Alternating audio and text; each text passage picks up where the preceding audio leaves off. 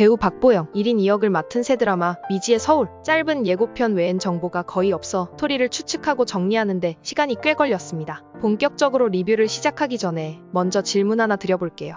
능력 있는 남편, 날씬하고 예쁜 얼굴, 성공한 삶, 그렇게 살아보고 싶다는 생각 해보신 적 있나요? 이 드라마는 바로 그 질문에 대한 대답을 찾아가는 이야기입니다. 그럼 지금부터 함께 보시죠.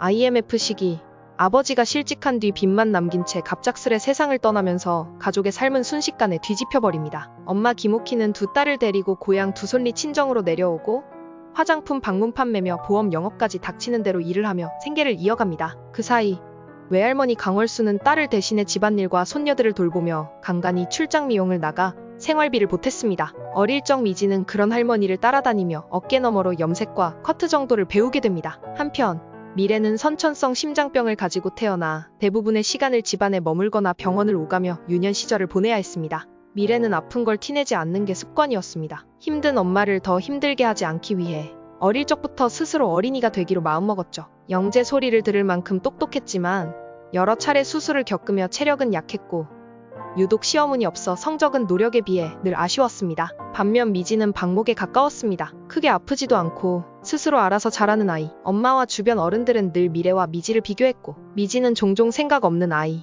꿈이 없는 아이로 치부되곤 했습니다. 하지만 우연히 시작한 육상에서 미지는 타고난 재능을 보였습니다. 관심 없던 어른들조차 미지를 주목하기 시작했으며 미지는 육상 천재라 불리며 인생의 방향을 찾게 됩니다. 그런 미지를 바라보며 언니 미래는 재능 앞에서 노력이라는 게 얼마나 초라할 수 있는지를 조용히 깨닫게 됩니다. 그리고 그 시절 두손니 외할머니 댁 옆집에는 초등학교 교감 선생님 엄마를 둔 또래 소년 이호수가 살고 있었습니다. 미지는 호수를 처음 본 날부터 마음을 빼앗겼고 그날 이후 조용히 시작된 짝사랑은 어느덧 첫사랑이 되어 있었습니다. 미지와 호수는 유난히 잘 통했습니다. 무엇보다 호수는 미지를 있는 그대로 바라봐주는 사람이었죠. 둘은 학교에서도 집으로 돌아오는 길에서도 늘 함께였고 미지는 그 순간들이 오래오래 이어지길 바랬습니다. 호수는 아버지와 단둘이 여행을 가던 중 갑작스러운 자동차 추돌 사고를 당하게 됩니다. 차량은 그 자리에서 폭발했고 그 사고로 아버지는 현장에서 목숨을 잃게 됩니다. 호수는 12번에 걸친 대수술 끝에 가까스로 살아났지만 왼쪽 팔부터 목까지 이어진 화상 자국, 왼쪽 다리는 인공뼈로 대체되었고 청력도 점점 약해져 결국 왼쪽 귀는 아무 소리도 들을 수 없게 됩니다. 사고 전까지는 평범한 학창시절을 보내던 호수. 하지만 이제 그는 다시는 평범이라는 단어에 속할 수 없는 사람이 되어버렸습니다. 학교에서는 화상 흉터를 가리기 위해 한여름에도 긴팔을 입고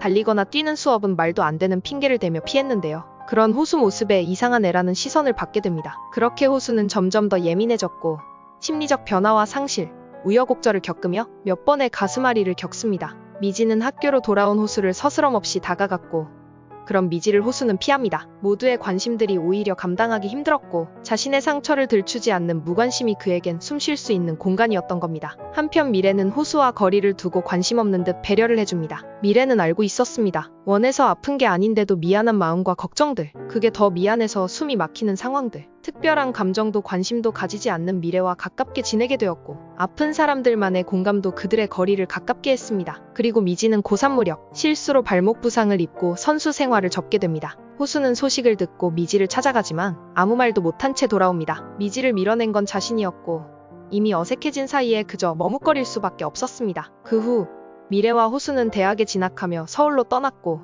미지는 진학을 포기한 채 두손리에 남습니다. 갑작스레 뇌경색으로 쓰러진 외할머니를 간병하며 프로알바 생활을 이어가게 됩니다.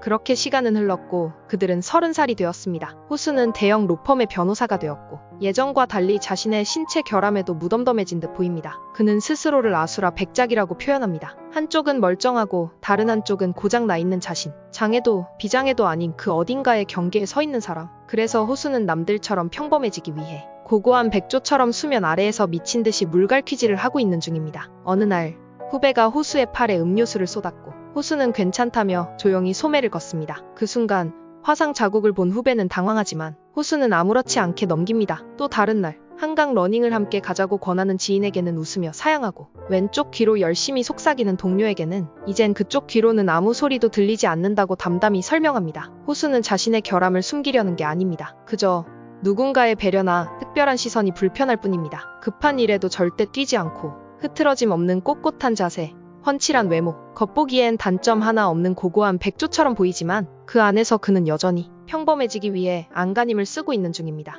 미래는 대학 졸업 후 엄마의 권유로 행정고시를 준비했습니다. 늘 노력에 비해 시험운이 없었던 미래는 3년 연속 낙방했고 결국 고시 생활을 접고 공기업에 취업하게 됩니다. 그녀는 한국금융관리공사에 입사했고 그 중에서도 핵심 부서인 기획전략팀에서 유년 시절과 다름없이 묵묵히 조용히 자신의 자리를 지켜내며 에이스로 불릴 만큼 성실하게 일해왔습니다. 그러던 어느 날 최 국장의 뇌물 비리를 고발한 동료의 편에 섰고 그 일로 인해 미래는 최 국장과 직장 동료들에게 괴롭힘을 당하게 되는데요. 하극상이라는 이유로 앙심을 품은 최 국장은 미래가 스스로 회사를 떠나게 만들겠다는 듯 노골적으로 괴롭히기 시작합니다. 미래는 매일같이 견딜 수 없는 직장 내 괴롭힘을 버텨야 했는데요. 그동안 평범하고 조용한 모범생이자 엄마의 착한 딸이었던 미래가 처음으로 자신을 위해 용기를 냈던 그 순간, 그 결과는 오히려 인생의 구렁텅이로 떨어지는 계기가 되고 만 것이죠. 미래는 회사를 계속 다닐 수도 그만둘 수도 없는 상황 속에서 지옥 같은 하루하루를 보냅니다.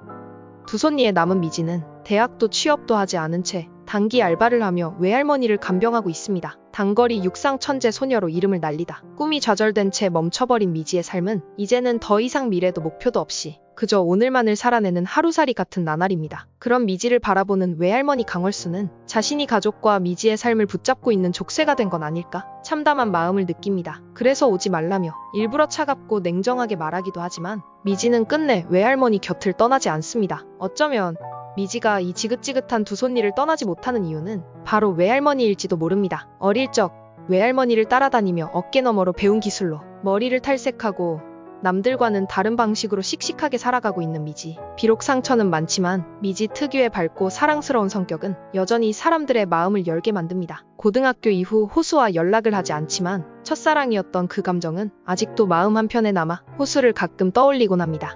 한가득 반찬을 만드는 엄마, 딸 미래가 밥은 챙겨 먹는지 걱정입니다. 늘 그렇듯 만만한 미지에게 반찬을 가져다 주고 오라며 시키고 미지는 투덜대며 서울로 향합니다. 미지는 반찬을 들고 회사로 찾아갔고 기다려달라는 미래. 회사 로비에서 얼마나 기다렸을까요? 한참 만에 나타난 미래는 잔뜩 심통이 난 미지에게 반찬을 건네받고 미안하다는 말을 남긴 채 허둥지둥 사무실로 향합니다. 툴툴거리며 회사를 나서던 미지. 그 순간 회사 문 앞에서 사람들이 그녀 앞을 가로막습니다. 손가락질, 험한 말들, 싸늘한 눈빛. 미지는 놀라 당황하고 공포심에 사람들을 밀치며 도망치듯 그 자리를 벗어납니다. 미지는 버스 안에서 아까 그 상황을 떠올리며 불안한 마음을 떨치지 못합니다. 그리고 문득 떠오른 생각. 그 사람들은 분명 미래라고 생각했던 거고 사람들은 미지를 미래로 착각했고 미래가 회사에서 집단 괴롭힘을 당하고 있다는 사실을 미지가 알게 됩니다. 미지는 불길한 생각에 버스에서 내리고 미래의 집으로 향하는데요. 가는 길에 전화를 걸어보지만 미래는 받지 않습니다. 점점 불안감이 밀려오고 미지는 뛰기 시작합니다. 야! 유래!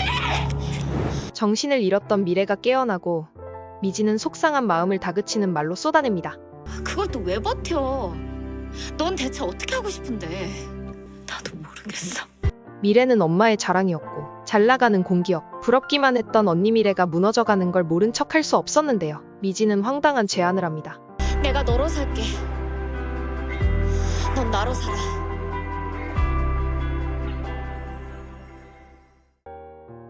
재미있게 보셨나요?